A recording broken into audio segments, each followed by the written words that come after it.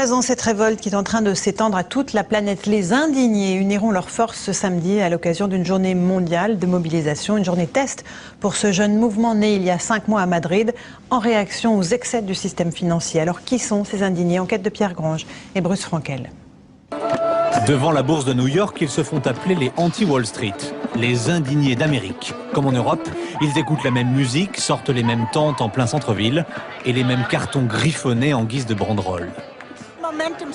Le mouvement a commencé en Tunisie avec le printemps arabe, ça a pris de l'ampleur dans toute l'Europe et maintenant c'est ici. Partout, il y a trop d'inégalités de revenus, il faut arrêter ça. À New York, ils envahissent les places en suivant l'exemple de la jeunesse de Tunisie et d'Égypte. Pendant le printemps arabe, le peuple a réussi à se débarrasser de la dictature. Les jeunes Espagnols se sont dit les premiers qu'ils pouvaient organiser la même chose dans leur démocratie.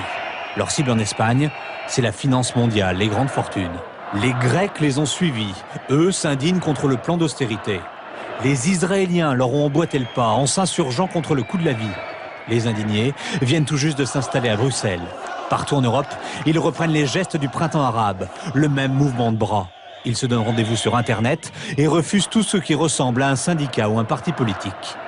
Les insurgés ont un mentor. Un homme tiré à 4 épingles de 93 ans qui ne possède ni téléphone portable ni adresse e-mail. Ce résistant de la Seconde Guerre mondiale a écrit « Indignez-vous » l'année dernière. Un petit livre qui s'est vendu dans le monde entier à 4 millions d'exemplaires dans 33 langues différentes. Il vient de publier la suite « Engagez-vous ». C'est donc normal que l'on s'indigne. Il est bon que l'on s'indigne. Il passe sa retraite à voyager. Partout, il encourage la jeunesse à manifester contre les inégalités sociales. Il y a de bonnes raisons de s'indigner.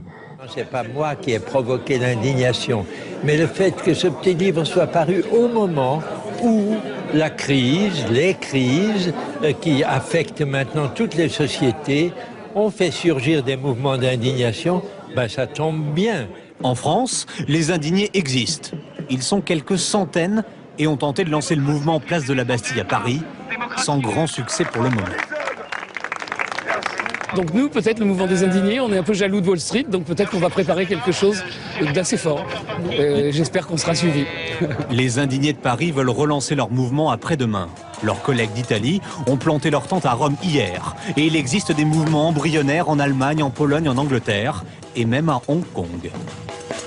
Et concernant la crise grecque, la Slovaquie a finalement voté aujourd'hui en faveur du plan de sauvetage de la zone euro. Le Parlement slovaque a approuvé cet après-midi le renforcement du Fonds européen de stabilité financière après l'avoir rejeté en début de semaine. La contribution des Slovaques s'élèvera à 7,7 milliards d'euros.